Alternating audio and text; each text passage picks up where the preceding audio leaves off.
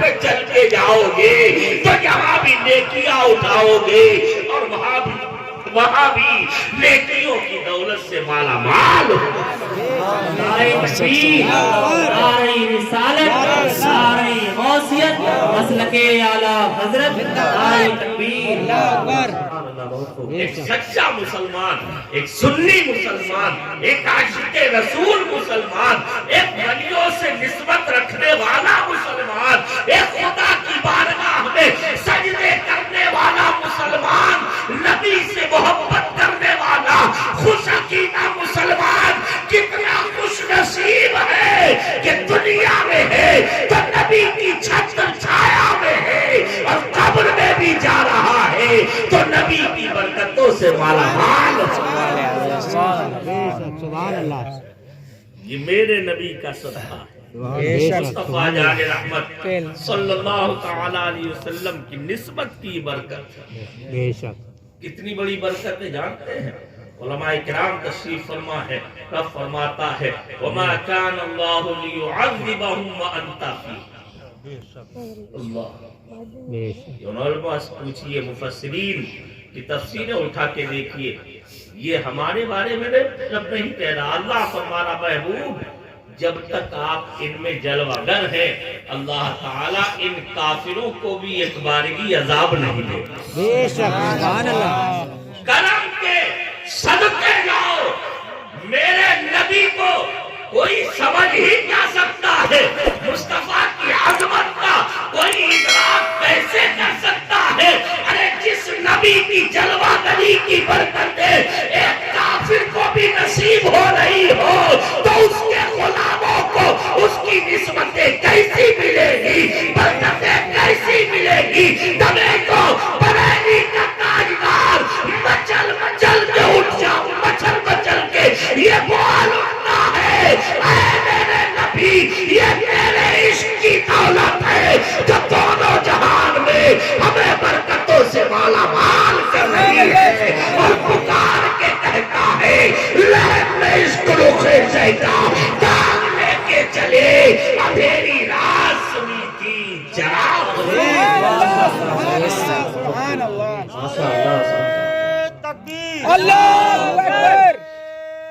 رسالت، یا رسول اللہ، غوث، یا غوث، عید میلاد النبی، زندہ باد، مفتی آصف رضا صاحب قبلہ، زندہ باد، تکبیر، اللہ اکبر، رسالت، یا رسول اللہ۔ سبحان اللہ۔ ذرا غور کرے، سوچے، اور وہ بھی اپنے عقیدے اور اپنے ذہن کا، اپنی فکر کا، اپنی سوچ کا اور اپنی کج فکری کا علاج کرے جو نبی کو اپنے جیسا بشر کہتے ہیں معاذ اللہ۔ ارے سوچو تو صحیح، میرا مصطفیٰ تو وہ ہے کہ اور نبی بھی میرے نبی کی برابری کا ہمسری کا دعویٰ نہیں کر سکتے ہیں تو تم کون ہو؟ ارے میرا نبی تو وہ ہے جو آدم و عیسیٰ کا بھی رسول ہے۔ سبحان اللہ۔ بے شک۔ سب سے اعلیٰ و مولا ہمارا نبی، سب سے بالا و مالا ہمارا نبی، سب چمک والے اجلوں میں چمکا کے اندھے شیشوں میں چمکا ہمارا نبی۔ سب سے اولیاء، اولیاء سے رسول اور رسولوں میں اعلیٰ ہمارا نبی۔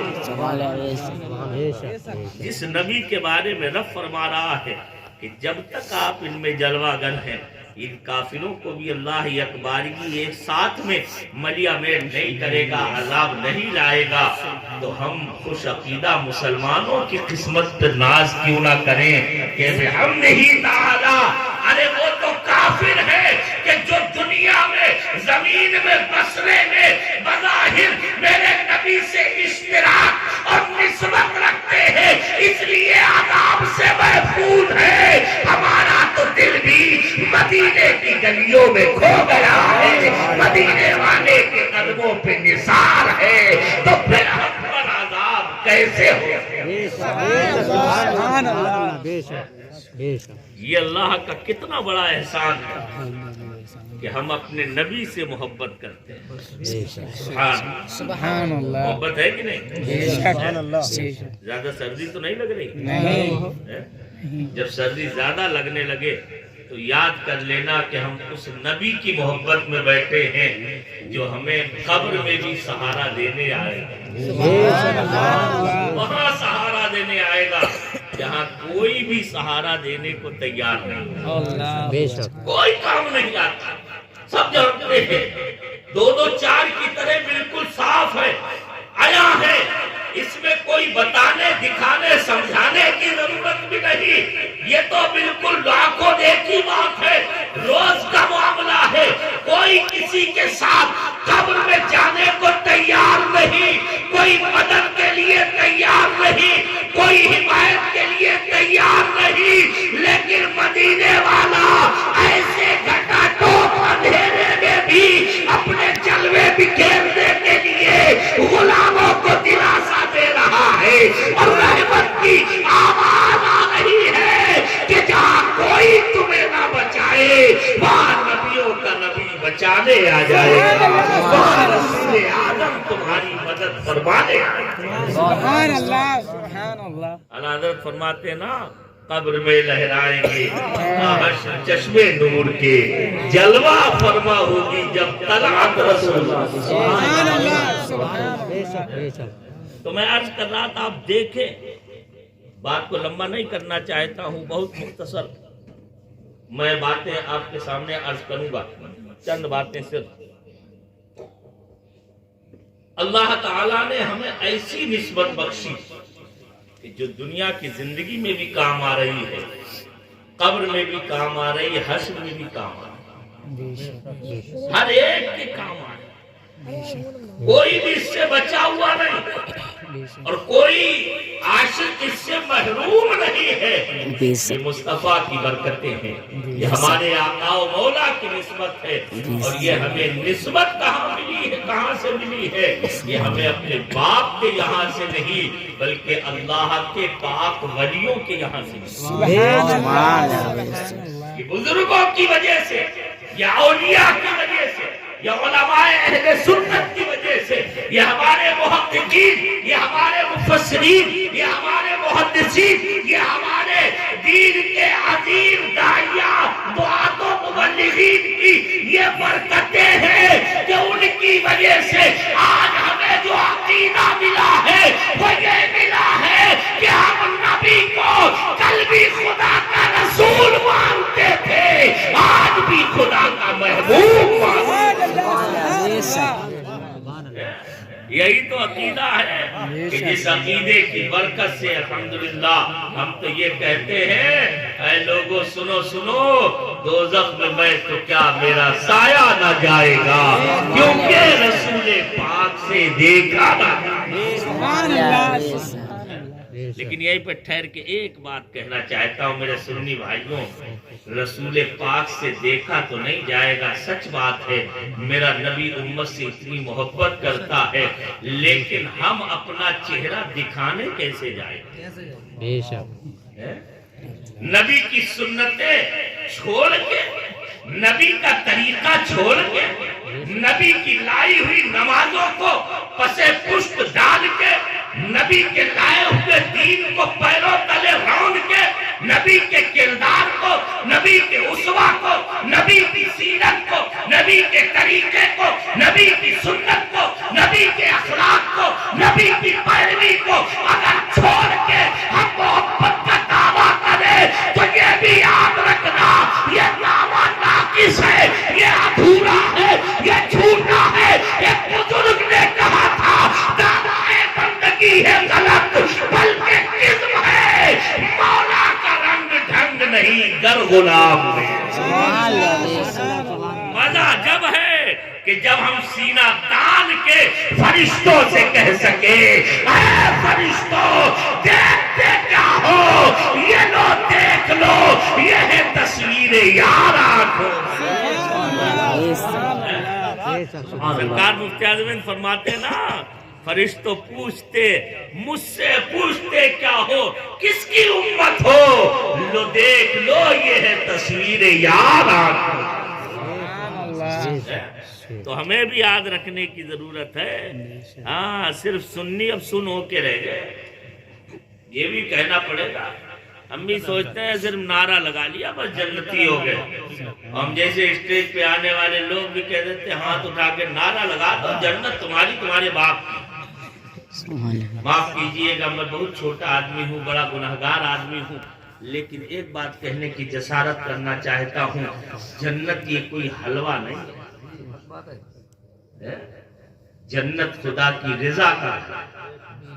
آج ہمارے شورا مفتی صاحب بیٹھے ہوئے علماء تشریف فرما ہے، ہمارے نرے آج کل ناتھاں کہہ دیتے ہیں ارے جنت کیا ہے، رضوان تو اپنی جنت رکھ لے جا کے، ہمیں مدینہ چاہیے۔ اس میں کوئی شک نہیں ہے کہ مدینہ جنت کی بھی جنت ہے، لیکن آؤ اس سے پوچھتے ہیں کہ جنت کا احترام اور مدینے کی محبت دونوں کو جمع کر کے دکھایا جائے تو کیسے دکھایا جائے؟ تو امام احمد رضا کہتا ہے یہ نہیں کہ خلد نہ ہو نکو، وہ نکوئی کی بھی ہے آبرو، مگر ہے مدینے کی آرزو، یہ نہیں مگر ہے مدینے کی آرزو، جو تجھ میں ہے وہ وہاں مگر ہے مدینے کی آرزو، یہ ہے، یہ نہیں کہ خلد نہ ہو نکو۔ جملہ دیکھیں، یہ نہیں کہہ رہے رضوان اپنی رکھ لے جا کے، نہیں کہہ رہے ارے خلد بھی بڑی اچھی چیز ہے، جنت بھی بڑی اعلیٰ چیز ہے، لیکن مدینہ تو جنت کی بھی جنت ہے۔ مدینہ جانے جناؤ جہاں ہے وہ سن لے، جنہیں خیال جنا سوئے باب لے گے۔ ماشاءاللہ بہت خوب۔ یہ نہیں کہ خلد نہ ہو نکو، وہ نکوئی کی بھی ہے آبرو، مگر اے مدینے کی آرزو، وہ نہیں جو تجھ کیا آخری مسئلہ مجھے ذہن سے نکل رہا ہے کیا، وہ نہیں جو تجھ میں وہاں نہیں، کیا ایسا کچھ جملہ بڑھا، وہ ذہن سے آخری مصرے کا آخری جز نکل رہا ہے میرے ذہن سے۔ درود پاک اللہم صلی اللہ صلاۃ و سلام علیکہ یا رسول اللہ، صلاۃ و سلام علیکہ یا حبیب اللہ۔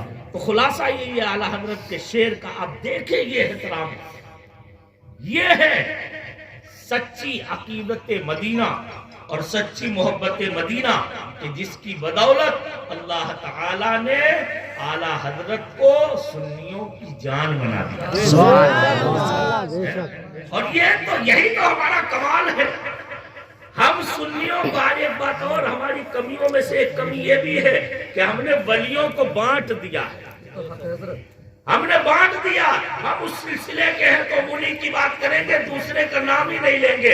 ہم فلاں سے جڑے ہیں تو اس لیے ہم ان بزرگ کا تذکرہ نہیں کریں گے، ہم ان سے جڑے ہوئے ہیں، ہمیں ان سے نسبت حاصل ہے تو ہم ان کی بات کریں گے۔ ارے نادانو، ہمارے ولیوں نے، ہمارے بزرگوں نے ہمیں کسی ایک دن تک نہیں پہنچایا، بلکہ سب نے یہی کہا کہ مصطفیٰ کے جتنے بھی غلام ہیں وہ ہمارے سروں کا تاج ہے، وہی ہمارے رہنما ہے اور وہی ہمارے پیشوا۔ نعرہ تکبیر، نعرہ رسالت، نعرہ غوثیت، مسلک اعلیٰ حضرت، نعرہ تکبیر۔ یاد رکھو سلسلے بازی کے کام کرتے ہیں، مشربوں میں جو لڑاتے ہیں، جو سنیوں کو پیروں کی وجہ سے پھرا رہے ہیں، یاد رکھنا جملہ میرا نوٹ کر لو، وہ سب کچھ ہو سکتے ہیں لیکن مسلک کے وفادار نہیں ہو سکتے ہیں، وہ سنیت کے علمبردار نہیں ہو سکتے ہیں، اس لیے کہ مصطفیٰ نے ہمیں اخوان بنایا ہے، ہمیں بھائی بنایا ہے۔ تو ہم جس سلسلے سے بھی جڑے ہو، اگر عقیدہ صحیح ہے تو ہم سب ایک دوسرے کے بھائی ہیں۔ ہمیشہ یاد رکھو بڑے فساد چل رہے ہیں، اللہ رحم فرمائے، اور سارے فسادات ہم سنیوں میں ہی آ کے ٹوٹتے آتے ہیں، سب یہی، اور ہم ہیں کہ خواب خرگوش کے مزے لے رہے ہیں۔ سو رہے سناٹے میں، کوئی مطلب نہیں ہے. ہم سے اگر کوئی نماز کے لیے کہہ دے تو ہمارے ایسا لگتا ہے سینے پہ سانپ لوٹ گیا ہو. اتنا بوجھ لگتا ہے، اتنا وزن لگتا ہے نماز میں، ایسا لگتا ہے جسے کوئی پہاڑ اٹھا کے ادھر سے ادھر کرنا پڑے گا. میرے بھائیو، یہ نماز بوجھ نہیں ہے، یہ شیطانی حملہ اور شیطانی اثرات کا نتیجہ ہے کہ جس نے ہمارے سینے پہ قبضہ کر رکھا ہے.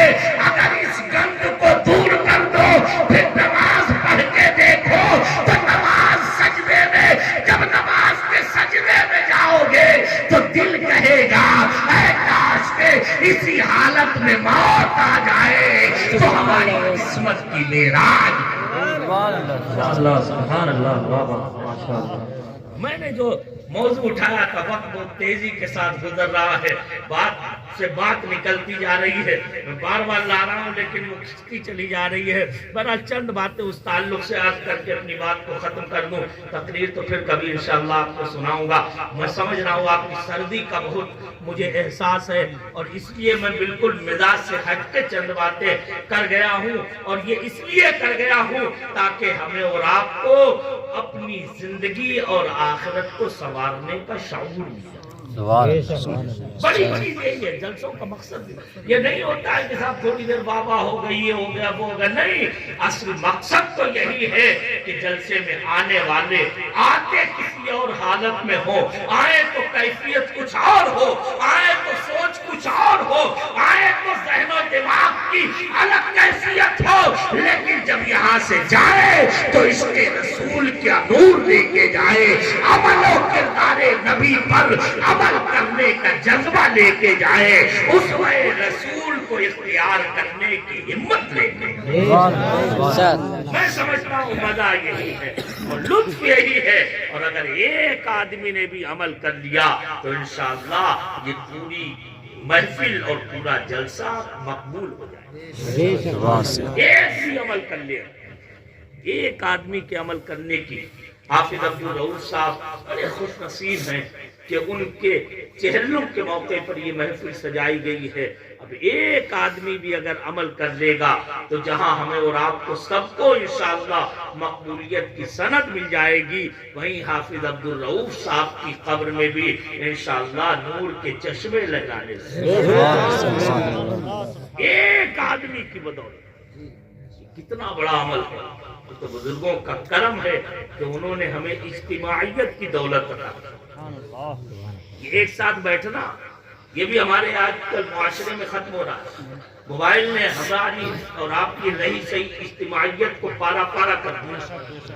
ویسے تو ہم کئی ہوٹل پہ بیٹھ جاتے تھے، کئی چوک کسی کے چبوترے پر، کسی کے چوپال میں، کسی کے جو ہے شہر میں، کسی کے آنگن میں بیٹھ جاتے تھے. کبھی کہیں کسی شادی بیاہ کے موقع پر، ختنہ عقیقے کے موقع پر، یا کبھی کسی کی میت یا 40ویں یا 30 یا 10ویں 20ویں کے موقع پر اکثر ایسا ہوتا تھا کہ ہم اکٹھے بیٹھ جاتے تھے. سماج کی برائیاں بھلائیاں وہاں پر آ جاتی تھی سامنے، کچھ باتیں ہو جاتی تھی. اپنے ماضی اور مستقبل کے بارے میں بھی کچھ سمجھدار لوگ باتیں کر لیا کرتے تھے. لیکن آپ نے دیکھا ہوگا اب تو حال یہ ہے کہ ہم جنازے کے پیچھے بھی جاتے ہیں تو اس شیطان کو چلاتے ہوئے کہیں فیس بک، کہیں انسٹاگرام، کہیں ٹویٹر، نہ ٹویٹر، نہ جانے کہاں کہاں بغل رہتے ہیں کہ بغل میں چلتے ہوئے اپنے بھائی کی بھی طرف توجہ نہیں ہو پاتی. ہوتا ہے کہ نہیں؟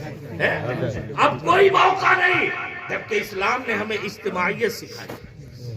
یہ علماء بیٹھے ہوئے آپ ان سے پوچھیے، آپ اکیلے نماز پڑھیں گے، گھر میں نماز پڑھیں گے، مشہور حدیث سے ثابت ہے، آپ جانتے سنتے رہتے ہیں، آپ کو ایک نماز پڑھنے کا ثواب ملے گا. لیکن مسجد میں آ کے جماعت کے ساتھ میں نماز پڑھیں گے تو ایک حدیث میں ہے کہ 25 گنا اور ایک میں ہے 27 گنا زیادہ اجر ملے گا.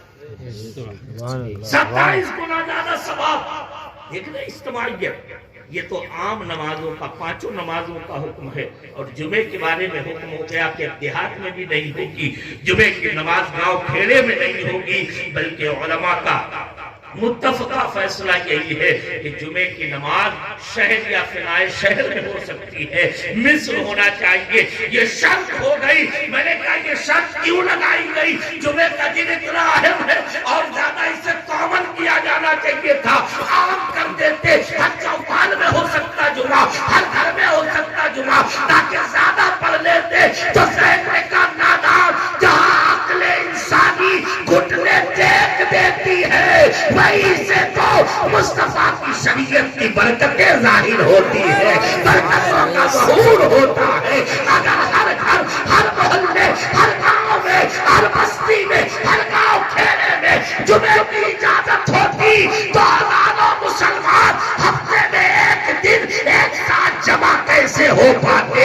نبی نے مصر کی شرط لگا کے یہ بتا دیا کہ روزانہ پانچوں وقت کو اپنے محلے والوں کے ساتھ جمع ہو، لیکن ہفتے میں ایک دن اپنے علاقے کے مسلمانوں کے ساتھ جمع ہو کے جمعے کی نماز پڑھ لو، مسائل بھی سلجھ جائیں گے، آپسی نفرتیں بھی ختم ہوں گی اور اسلامی اخوت و محبت کا چاند روشن ہو جائے گا اور محبت رسول سے سینہ منور۔ یہ اجتماعیت کی برکت۔ بہت اچھا نقطہ بیان کیا ماشاءاللہ۔ لیکن ہم کہاں کرتے ہیں سب؟ ہم ان پچڑوں میں کہاں پڑتے ہیں؟ قاضی بیضاوی نے تو اجتماعیت پر اتنا پیارا نقطہ بیضاوی شریف میں، تفسیر بیضاوی میں نقل فرمایا ہے، وہ لمبی بات ہو جائے گی، میں آخری جملہ ان کا صرف سنا دوں، تفسیر کروں گا، پوری وضاحت کروں گا تو بات زیادہ لمبی ہو جائے گی۔ انہوں نے ایک بڑا پیارا نقطہ ایاک نعبد و ایاک نستعین، اس آیت کریمہ کی تفسیر کرتے ہوئے بڑا پیارا نقطہ بیان فرمایا۔ وہ فرماتے ہیں کہ بندہ ایک ہے، علماء تشریف فرما جانتے ہیں نعبد و نستعین دونوں جمع متکلم کیسے ہیں؟ جمع پلورل، سنگولر نہیں ہے، بہو بچن جسے ہندی میں کہتے ہیں، اتنا سمجھ لیجیے۔ اب ایک آدمی بہو بچن اپنے لیے نہیں استعمال کرتا ہے، ایک آدمی بہو بچن استعمال نہیں کرتا ہے، لیکن قاضی کہہ رہے بندہ سورہ فاتحہ میں الحمد شریف میں بہو بچن اپنے لیے استعمال کر رہا ہے، وجہ کیا ہے؟ تو کہتے ہیں یہاں ایک بندہ اپنے لیے بہو بچن نہیں استعمال کر رہا ہے، بلکہ اگر آدمی نماز کے اندر قرآن پڑھ رہا ہے تو کہہ رہا مولا میں بھی تیری عبادت کرتا ہوں، اور جو ساتھ میں جماعت سے نماز پڑھ رہے مسلمان یہ بھی تیری ہی عبادت کرتے ہیں، یہ بھی تجھی سے مدد چاہتے ہیں، اور اگر نماز کے باہر تلاوت کر رہا ہے تو پھر بندہ کہتا مولا میں بھی تیری ہی عبادت کرتا ہوں، اور یہ جو فرشتے میرے کندھے پر بیٹھے ہوئے ہیں یا جو حفاظت کرنے والے ہیں یہ بھی مولا تیری ہی عبادت کرتے ہیں۔ اور اگر بندہ ان دونوں حالتوں میں سے کسی ایک نہ ایک حالت میں ضرور تلاوت کرے گا تو بندہ صرف اپنے آپ کو نہیں بلکہ کہنا ہے مولا میں بھی تیرا ہی عابد ہوں، میں بھی تجھ سے ہی مدد کا طالب ہوں، اور سارے دنیا کے مجاہدین و مومنین بھی تیری ہی عبادت کرتے ہیں اور تجھی سے مدد کرتے ہیں۔ سبحان اللہ، سبحان اللہ۔ جو اصل بات ہے وہ یہاں سے آ رہی ہے۔ اب خود ہی سوال قائم کرتے ہیں آخر سب کو کیوں شامل کیا؟ بھئی پڑھنے والے ہم، تلاوت کرنے والے ہم اکیلے تو سب کو شامل کیوں کر رہے ہیں؟ سبحان اللہ، قربان جاؤ اجتماعیت پر۔ فرماتے ہیں ادرجا عبادتہ فی تضاعیف عبادتہم وخلط حاجتہ بحاجتہم لعلہا تقبل وتجاب الیہا۔ فرماتے سنو بندے نے اپنی عبادت کو، اپنی حاجت کو اللہ کے نیک بندوں کی عبادت و حاجت کی تہوں میں چھپا کے رب کی بارگاہ میں اپنی حاجت ان کی حاجت کے ساتھ پیش کر دی ہے۔ یہ اس لیے ہے تاکہ ان کی برکت سے اس کی بھی عبادت قبول ہو۔ اور کس نقطے کی طرف اشارہ کر رہے ہیں؟ شارحین فرماتے ہیں قاضی نے ایک بڑا پیارا نقطہ بیان فرما دیا ہے، اور وہ نقطہ یہ سن لیجئے، اکیلے جانے والوں اور اکیلے رہنے کو پسند کرنے والے میرے بھائیوں اپنے کردار پر، اپنی سوچ اور فکر پر غور کرو۔ قاضی نے اشارہ کیا ہے، فرماتے ہیں مثال کے طور پر ہم اور آپ سب بیٹھے ہوئے، یہی سمجھ لیں آپ میلاد کی محفل میں الحمدللہ جو بھی ٹوٹی پھوٹی ہم سے نیکیاں ہو پا رہی ہیں ٹوٹی پھوٹی وہ ہم کر رہے ہیں، قرآن و حدیث کی تلاوت بھی ہو رہی ہے، نیکیوں کی باتیں بھی ہو رہی ہیں، سبحان اللہ الحمدللہ بھی کہا جا رہا ہے، درود شریف بھی پڑھا جا رہا ہے، نیکیاں ہی ہو رہی ہیں۔ عشاء کی نماز سے لے کے اب تک آپ بیٹھے ہوئے ہیں، میں تو دیر میں آیا، آپ نے کتنی نیکیاں کمائی ہوئی، سب ایک ساتھ کریں، لیکن اب ہم نے اپنی نیکیاں ایک ایک کر کے الگ الگ نہیں پیش کی، بلکہ سب نے ملا کے رب کی بارگاہ میں پیش کی۔ اب تین صورتیں ہیں، یا تو اللہ تعالی ہماری اور آپ کی سب کی نیکیوں کو رد فرما دے گا، نیگلیکٹ کر دے گا، ہٹاؤ پھینکو، کوئی نیکی تمہاری قبولیت کے لائق نہیں۔ ایک ہے صورت یہ کہ سب کی نیکیاں رد کر دے، دوسری یہ ہے کہ اللہ تعالی ہم میں سے جو نیک ہوں ان کی نیکیاں قبول کر لے اور ہم جیسے گناہگاروں کی نیکیوں کو رد کر دے، یہ دوسری صورت۔ اور تیسری یہ ہے سبحان اللہ کہ ہم جیسے گناہگاروں کو بھی نیکوں کے صدقے میں قبول فرما دے،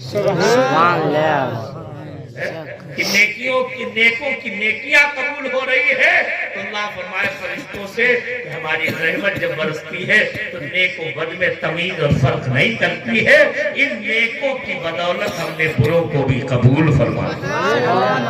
فرماتے قاضی سنو، فرماتے سب کی رد کر دے، جو پہلی شرک تھی، پہلی صورت تھی، تو فرماتے ہیں یہ اللہ کی رحمت سے بعید ہے، اور وہ اس لیے کہ علماء نے فرمایا، حدیث نقل کی ہے، جہاں 40 نیک مومن جمع ہوتے ہیں ان میں ایک خدا کا ولی بھی ہوتا ہے، اور اللہ اپنے ولیوں کی دعائیں اور حاجتیں اور عبادتیں رد نہیں کرتا، اس لیے پہلی شرک تو باطل ہو گئی، پہلی صورت نیگلیکٹ ہو گئی، اب بچی اچھوں کی قبول کرے، بروں کی رد کر دے۔ فرماتے یہ بھی رب کی رحمت سے بعید ہے، اس لیے کہ رب فرماتا ہے ہم نیکوں کے صدقے میں بدوں کو بھی معاف کر دیتے ہیں۔ لا یشقی جلیسہم، حدیث قدسی ہے، رب نے فرمایا میرے نیک بندے ایسے برکت والے ہیں جو ان کے ساتھ میں بیٹھتا ہے وہ کبھی محروم نہیں رہتا ہے۔ فرماتے ہیں اب صرف ایک شرط اور صورت بچی کہ نیکوں کے صدقے بدوں کو بھی معاف کر دیا جائے، بدوں کی بھی عبادت کو قبول کر لیا جائے، تبھی تو امام اہل سنت اعلیٰ حضرت مچل اٹھتے ہیں اور پکارتے ہیں برستا نہیں، دیکھ کر رب نے رحمت بدوں پر بھی برسانے والے، سبحان اللہ سبحان اللہ۔ یہ اجتماعیت کی برکت ہے، کوئی لا سکتا ہے اس کی مثال؟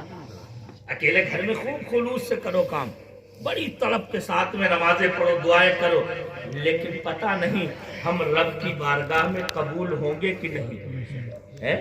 یہ ہمارا اپنا خلوص اور ہماری اپنی طلب پر ہوگا اور رب کی عنایت پر ہوگا۔ اگر قبول ہو گیا تو ٹھیک ہے، اور نہیں قبول ہوا تو اکیلے ہوں گے تو رد کر دیے جائیں گے، لیکن اگر ساتھ میں کچھ نیک بھی شامل ہو گئے تو ان کے صدقے میں ہم بھی قبول ہو جائیں گے۔ سبحان اللہ سبحان اللہ۔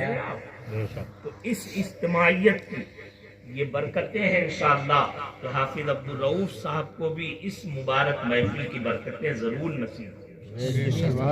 اور یہ طریقہ دیا کس نے؟ آخری بات، ورنہ تو اسی پر میں تقریر کرنے جا رہا تھا، لیکن وہ بات تھوڑی سی، حالانکہ اسی سے ریلیٹڈ ہے، لیکن تھوڑی سی گھوم گئی تو پھر میں نے کہا بات کو مکمل کر دیا جائے۔ تو میں عرض کر رہا ہوں آپ دیکھیں یہ محفلیں یہ کتنی بڑی برکت کا سبب بنتی ہے۔ اگر یہ محفل نہ ہوتی تو حافظ عبدالرؤوف صاحب کو اس طرح کا اجتماعی ثواب ملتا ہے؟ بھئی کوئی صورت ہو سکتی تھی؟ ان کے بیٹے جو بھی ہیں شاہ رخ وغیرہ، شاہ رخ ان کے بیٹے ہیں نا غالباً، ہاں شاہ رخ بھائی، اور بھی جو بھی ان کے گھر والے بیٹے بھائی بہن وغیرہ جو بھی ہیں، اگر وہ اکیلے میں یہ محفل اکیلے اپنے ان کے لیے قرآن پڑھتے، نمازیں پڑھتے، نوافل پڑھتے، صدقات و خیرات وغیرہ کرتے تو یہ اکیلے ان کا عمل ہوتا، لیکن اتنے سارے لوگ جو جمع ہوئے ہیں اور ان سب کے اعمال کا انہیں جو ثواب ملے گا اس کی برابری ہمارے اکیلے عمل سے کبھی نہیں ہو سکتی۔ مشہور حدیث ہے، سرکار دو عالم صلی اللہ علیہ وسلم فرماتے ہیں من سن سنتن حسنتن فلہو اجرها واجر من عمل بها الى یوم القیامہ من غیر ان ينقص من اجورهم شیئا۔ سرکار دو عالم صلی اللہ علیہ وسلم فرماتے ہیں جس کسی نے کوئی اچھا طریقہ نکالا، اچھے کام کی شروعات کی، تو اسے اس کام کو شروع کرنے، رائج کرنے کا بھی ثواب ملتا ہے، اور جتنے لوگ قیامت تک اس کام پر عمل کرتے رہیں گے ان سب کو الگ الگ جتنا ثواب ملے گا، اس کام کو رائج کرنے والے کو الگ سے سب کے برابر اجر و ثواب ملے گا۔ تو اس طرح کی محفلیں بھی نیکیوں کا طریقہ ہے، یہ نیکیوں کا راستہ ہے۔ ظاہر سی بات ہے اگر محمد شاہ رخ اس محفل کو نہ منعقد کرتے، نہ ہم آتے، نہ یہ حضرات آتے، نہ آپ آتے، نہ اس طرح سے اتنی دیر بیٹھتے، اللہ اور رسول کا ذکر ہوتا اور سنتے، یہ ساری نیکیوں کی وجہ اور ذریعہ شاہ رخ ہے، اور شاہ رخ کا مقصد یہ اپنی عزت اور عظمت بڑھانا نہیں، اپنے والد کی قبر میں رحمتوں کا نزول چاہتے ہیں، بخشش چاہتے ہیں، خدا کی عنایت چاہتے ہیں، ان کے نامہ اعمال میں نیکیوں کا اضافہ چاہتے ہیں۔ یہی مقصد ہے کہ نہیں؟ لیکن بھابھیوں کیا تو 40واں ہوتا نہیں، حرام شرک ہے۔ میں نے جو کہا تھا نا کہ کتنا بڑا کرم ہے بزرگوں کا، ہمیں یہ طریقے عطا فرماتے ان کے ہاتھ تیجا 10واں 20واں سوئم چہلم فاتحہ یہ وہ سب شرک، سب حرام۔ ایک مرتبہ میں غور کر رہا تھا، میرے دماغ میں آیا کہ یہ وہابیوں نے خود نہیں حرام کیا، یہ خدا کی لعنت ہے۔ اللہ تعالیٰ نے ایسا ذہن بگاڑ دیا، عقلیں مار دی کہ جو نیکیاں پہنچنے کا تھوڑا بہت ذریعہ ہو سکتا تھا اس کا بھی راستہ بند ہو گیا، اور لوگ کہنے لگے مر گیا مردود جس کی فاتحہ نہ درود۔ مطلب یہی ہے کہ مرنے کے بعد اب قبر میں ایک نیکی بھی پہنچنے کی کوئی گنجائش نہیں۔ اور ایک حدیث شریف میں آیا جانتے ہیں، سرکار دو عالم صلی اللہ علیہ وسلم فرماتے ہیں میری امت کی نشانیوں میں سے یہ ہے کہ میرے امتی قبروں میں جائیں گے تو کچھ امتی ایسے ہوں گے جو گناہگار ہوں گے، لیکن قبروں سے اٹھیں گے قیامت کے دن تو بخشے بخشائے اٹھیں گے۔ سبحان اللہ، سبحان اللہ۔ اب ذرا غور کرو، میں وہابیوں سے بھی سوال کرنا چاہتا ہوں، آپ بھی کرنا اگر کوئی ہو۔